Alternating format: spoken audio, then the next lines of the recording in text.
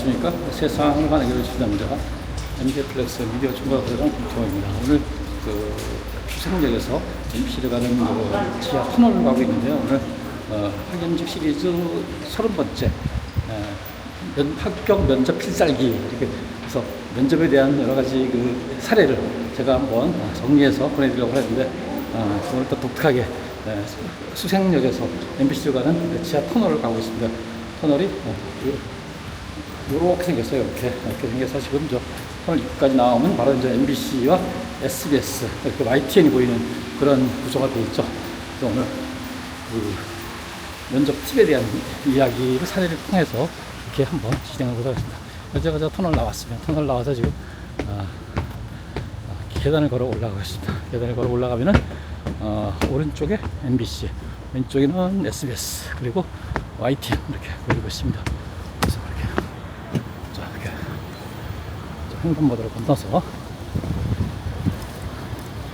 SBS 쪽으로 한번 가보도록 하겠습니다. SBS 쪽으로 해서 YTN을 통해서 그리고 MBC로 이동해 보도록 하겠습니다. 자, 횡단보도를 건너서 지금 SBS 프리집이라는 건물인데요.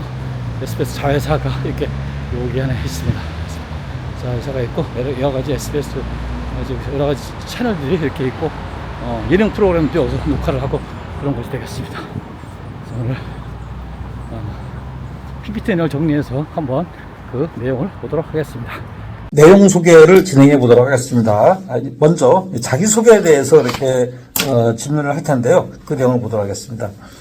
이거는 자기소개는 면접관과 첫 대면으로 매우 중요하죠. 그러니까 첫 번째 첫인상, 우리가 첫인상 중요하다고 그랬으니 자기소개서를 초반에 중요합니다. 그래서 질문한 면접관과 눈맞춤을 해야 됩니다. 굉장히 중요하죠. 이게 눈맞춤 안 하고 시선을 돌린다거나 딴 데를 본다거나 그러면은 이 친구가 자신감이 결여되어 있다 이렇게 우리가 판단을 내립니다. 그래서 눈맞춤이 중요하고 큰 목소리로 또박또박하게 준비된 내용을 1분 내에 짧게 이렇게 자기소개를 준비하면 되겠습니다. 그래서 작은 소리는 자신감이 결여되어 보이기 때문에 이거는 큰 소리로 이렇게 하는 게 좋습니다. 그래서 이때 보통 면접관이 3명 들어오는 경우 질문을 하지 않은 면접관은 자기소개서를 봐요. 그때 자기소개서를 미리 보는 게 아니라 당시 면접할 때 봐요. 면접할 때 보고서 그 자기소개서 내용과 이 지원자가 하는 내용이 차이가 있는지 이런 거를 다른 면접관들이 봐요. 그래서 약간 이상하게 다른 게 있다. 그러면은 확인 질문을 이렇게 합니다. 그래서 왜 저기서는 A라고 얘기했는데 여기서는 A라고 썼는데 B라고 얘기했어요. 이렇게 질문을 해요. 그래서 이 친구가 과장을 했는지 또 거짓말 하는 게 아닌지 이런 거를 이렇게 이 다른 면접관들이 이렇게 체크를 합니다. 자, 이제 두 번째. 해당 업무의 지원 동기와 이해도 굉장히 중요하죠. 도대체 지원을 했는데 왜 지원을 했는지 이 업무를 어떻게 알고 있는지 이런 걸 또 이렇게 체크해봐요. 그래서 굉장히 중요하죠. 그래서 이 업무를 알고 왜 지원했는지에 대해서 이렇게 자세하게 물어봅니다. 그래서 어떤 경우에는 또 신설된 업무의 경우에는 면접관이 설명을 해줘요. 이 업무는 이렇게 공고를 냈지만은 이 업무는 이렇게 하는 겁니다. 이렇게 그래서 이거를 알고 왔는지요? 이렇게 물어보게 돼요. 그래서 이때 또 준비된 대답을 또 해야 됩니다. 그래서 또 근무 형태에 대한 거. 그래서 이 근무는, 계속 24시간 일을 해야 되기 때문에 시차 근무를 한다. 그래서 오후 출근하고, 저녁 출근하고, 숙직을 하게 되고, 또 교대 근무하게 되고, 이렇게 맞교대를. 이렇게 방송은 24시간 하는 근무가 꽤 있어요. 그래서 이건 맞교대를 해요. 그래서 맞교대 하는 경우, 이거를 알고 있는지, 그런 거에 문제는 없는지, 그리고 경우에 따라 주말 근무도 하는 경우도 있어요. 그러니까, 물론 주 52시간 시키면서 5일 근무를 하는데, 주말에 토요일, 일요일 근무하고, 월요일, 화요일 쉰다든가, 이런 걸 알고 있는지, 또 이렇게 대해서 이렇게, 형태에 대해서 얘기를 합니다. 그 다음에, 예를 들어 기술 보조, 뉴스 보조, FD 등은 다양한 형태의 근무가 있어요. 그러니까, 기본적으로, 주 5일 근무, 월화수목 일이 많지만은, 현업 부서들은 주말에 일하는 경우가 굉장히 있어요. 그래서 이렇게 체크합니다. 그리고 현재 거주지와 방문 시간의 출퇴근 시간. 그래서 현재 어디서 살고 있는지, 그리고 출퇴근 시간이 얼마나 걸리는지 이걸 물어봐요. 그래서 그래서 이런 거에도 먼데 있는 친구들은 또 자기가 가까운 데로 이사 온다 이런 거를 또 얘기하면서 이렇게 진행을 하기도 합니다. 자, 세 번째, 학교나 다른 직장에서 어떤 일을 하는지. 그러니까, 주로 이제 방송사 파견직들은 전문대 좋을 사람들이 많은데요. 이런 친구들 학교에서 또 어떤 전공, 그 미디어 관련 전공을 했으면 미디어 관련 내용들, 그리고 다른 전공을 했더라도 학교에서 어떤 활동을 했는지, 또 거기서 동아리에서 뭘 했는지, 이런 걸 또 물어봅니다. 그리고 경우에 따라서 본인의 포트폴리오가 있는지 이걸 또 물어봐요. 그래서 자기는 포트폴리오로 뭘 했다, 이런 거에 대해서 이렇게 또 체크를 합니다. 그리고 수학이나 중퇴가 있는 경우는 비교하게 물어봐요.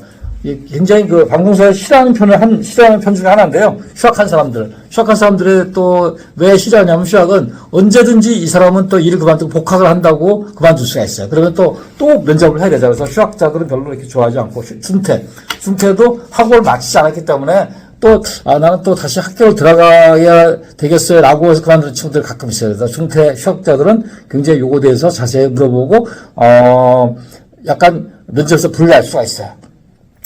또 전 직장에 있는 친구들은 거기를 왜 그만뒀는지, 2년 만근으로 그만뒀는지, 또 다른 이유가 있어 그만뒀는지 이런 걸 또 물어보기도 해요. 그리고 또 어떤 친구들은 3개월짜리 미만에 일을 갔다가 여기도 3개월하고 저기도 3개월하고 이렇게 여러 번 이직을 했다가 이것도 별로 좋은 점수를 받을 수가 없어요. 왜냐하면은 이 친구는 좀 일하다가 문제가 있으면 그만둘 수 있겠다, 이런 판단이기 때문에 불리할 수 있다, 이렇게 봅니다. 자, 네 번째 보도록 할게요. 해당 업무 프로그램 시청인지. 그러니까 이거는 주로 예령 FD라든가 교양 FD 쪽에서 많이 물어보는데요. 이런 거는 예를 들어서, 나 혼자 산다에 FD를 지원했는데, 나 혼자 산다를 본 적이 없다? 그러면 이거 합격이 될까, 안 될까요? 그래서 이런 거에 대해서 이렇게 물어봅니다. 그래서 해당 프로그램 시청을 했는지, 그리고, 그 내용을 내용을 보고 어떤 뭘 느꼈는지, 거기서 뭐가 이상적이었고, 뭐가 아쉬웠다든지, 이런 걸 물어봐요. 왜냐면은, 진짜로 봤는지 한번 확인을 해야 되잖아요. 근데, 그러면 거짓말하게 되면 금방 들통이 나죠. 그래서, 안 본 걸 안 봤다고 그래야지, 거짓말하면 금방 들통이 나요. 왜냐면은, 꼬리에 꼬리를 무는 질문을 통해서 이렇게 들통이 나기 때문에, 안 봤다. 이렇게 얘기해야 됩니다. 그래서, 보도 AD나 FD는 내용에 대해서 자세하게 또 질문을 하게 돼요. 보도 AD나 FD 같은 경우는 프로그램에 획득들어, 그래서 뉴스에 대해서 어떤 생각을 하고 있는지 이런 걸 갖다가 이렇게 집요하게 물을 수가 있어요. 이런 거를 해당 프로그램을 반드시 봐야 된다. 그리고 그다음 페이지 할게요. 5번째. 다른 방송 면접식 부탁해요. 보통 처음으로 면접 보는 친구들도 있지만은 보통 한두 군데 떨어지고 이렇게 오는 경우가 많이 있어요. 그래서 거기서 왜 떨어졌는지 물어봐요. 그래서 이 친구는 주로 이 지원자가 어떤 판단을 하고 있는지 이걸 보기 위해서 이렇게 물어보는 거예요. 그래서 해당 업무에 대한 이해도가 부족해서 이렇게 하는 경우도 있고, 또 준비를 했는데 당시 면접에서 쫄아서 이렇게 갑자기 이런 게 있어요. 어떤 대답의 문제를 어떤 질문에 대해서 맞게 되면은 사람들이 머릿속이 하얘진다고 그래요. 특히 젊은 친구들은. 그래서 떨려서 대답 못해서 떨어진 것 같다. 또 준비를 안 한 질문이 나와서 당황해서 못했다, 그러진 것 같다. 그리고 또 경우에 따라서 면접 지원자가 둘이 들어가는 경우가 있어요. 근데 상대가 너무 잘해. 그러니까 내가 미치게 돼. 그래서 떨어진 것 같다. 그리고 당일 또 컨디션이 안 좋아서 떨어진 것 같다. 이런 식으로 이렇게 해서 이렇게 불합격한 이유에 대해서 이렇게 물어보기도 합니다. 그다음에 6번째. 위기대처 능력에 대한 질문인데요. 이거는 일정 상황극인데, 순발력을 체크해서 이 친구가 도대체 뭘 생각하고 있는지, 그래서 이 친구에 대한 어떤 방송에 대한 적응력 이런 걸 테스트하기 위해서 위기대처에 대한 능력을 질문해. 그래서 순발력을 체크하는 거죠. 어떤 생각을 하고 있는지. 그래서 요게 경우에 따라서 면접 때 굉장히 높게 점수를 주는 그런 면접관들도 있어요. 그래서 다양한 상황들이 있죠. 기술 부문 같은 경우는 새벽에 A 근무자가 안 나왔어. 근데 방송을 해야 돼. 근데 집이 가까워. 그래서 연락을 해가지고 이렇게 빨리 나와야 되는 경우, 이런 경우도 있고, 또 오늘 저녁에 어떤 일이 있었는데 그 일이 내일 아침까지 보고를 해야 돼. 근데 내가 준비가 안 됐어. 그래서 이런 경우 어떻게 너는 처리할 할 것인지 이런 거에 대해서 이렇게 물어봐요. 그런 미래적 능력은 생길 수도 있고 안 생길 수도 있는데 생겼을 거를 가정해서 이 친구가 어떻게 생각하고 있는지 이걸 보기 위해서 체크를 하는 거예요. 그래서 갑자기 주말 근무하게 생겼어. 근데 주말에 내가 약속을 잡았는데 이런 걸 어떻게 처리할지 이런 거에 대해서 이렇게 질문하기도 하고, 동료가 갑자기 아팠어. 그래서 내가 어떤 대신 근무를 해줘야 돼. 우리 방송에서는 그거 땜빵이라고 하는데, 이런 거에 대한 대처능력이 어떤지, 이런 거에 대한 위대처 능력에 대한 질문입니다. 그래서 요거는, 이 경우에 따라서 점수를 높게 쳐주기도 합니다. 그 다음에 마지막으로 하고 싶은 말 이렇게 물어봐요. 하고 싶은 말. 그래서 이런 거 있으면, 30초 정도 짧게 할 것. 그리고 이거는 지원자의 자신감을 측정하는 거예요. 그래서, 또 경우에 따라서는 이런 거 없이 끝나는 경우도 있어요. 그래서 준비를 했으면 한 손수가 할 필요가 있다. 그래서 면접 발에게 마지막 어필하는 그런 좋은 기회다. 그래서 이거는 준비하고 있으면 마지막으로 하라. 이렇게 했고, 그다음 이제 기타 질문들을 한번 보도록 할게요. 기타 질문들에는 향후 무엇을 할 것이 이런 거 물어보는 경우가 있어요. 향후 여기서 뭐 계약직으로 파견 계약직 1년이나 2년을 하고 그다음에 앞으로 뭘 할 건지, 그래서 이 친구에 대한 미래 이런 걸로 한번 또 물어보기도 해요. 그래서 이거는 뭐냐면은 이 친구가 도대체 어떤 생각을 하고 있는지 이걸 테스트하기 위해서 이런 걸 하는 거죠. 그래서 지원자가 나이가 많은 경우에서 보통 25세에서 27세인데 27세, 28세다 그러면은 기존에 있는 친구들이랑 이게 소통이 다 될 건지 이런 거에 대해서 물어보기도 하고, 또 혹시 이 MBC에 혹시 친구나 동료나 이런 친구들이 있는지 물어봐요. 그래서 있으면은 굉장히 유리하겠죠. 왜냐하면 그 친구들한테 여러 가지 물어보기도 하고 의지가 돼 있기 때문에. 이래서 이런 거 물어보기도 하고, 아까 거주지를 물어봤는데 도대체 지금 혹시 누구랑 살고 있는지, 부모랑 살고 있는지, 아니면 형, 뭐 누나, 뭐 언니, 동생 이렇게 물어봐요. 혼자 있는 것보다는 둘이 있는 게 좋고, 둘이 있는 것보다는 가족이랑 같이 있는 게 좋습니다. 왜냐하면 어떤 상황이 발생했을 때 우리가 비상 연락만 동원해야 되는데, 부모가 있으면 굉장히 좋은데 혼자 있다 그러면은 예를 들어 전화가 문자라든가 이런 걸 안 받아. 그러면 이거 갑자기 어떤 일이 생겼을 때, 그래서 이 누가 살고 있는지가 굉장히 중요한 것들을 질문하기도 합니다. 그래서 여기까지 면접지 나오는 질문 내용에 대해서 상세 설명을 해드렸습니다.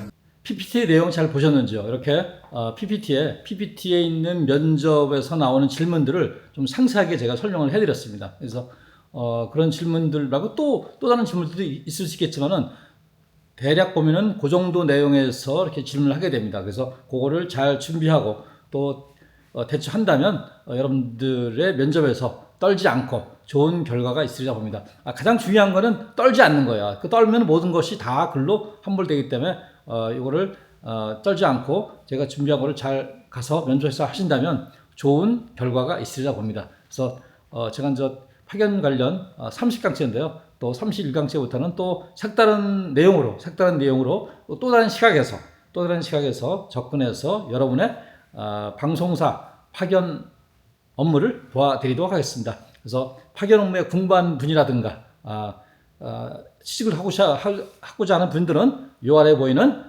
이메일로 여러분의 이력서와 자소서를 보내주신다면 저희가 또 잘 정선해서 여러분의 합격을 도와드리도록 하겠습니다. 이상 세상을 환하게 비추는 남자 MJ 플렉스 미디어 총괄 부사장 김태형이었습니다. 여러분 감사합니다.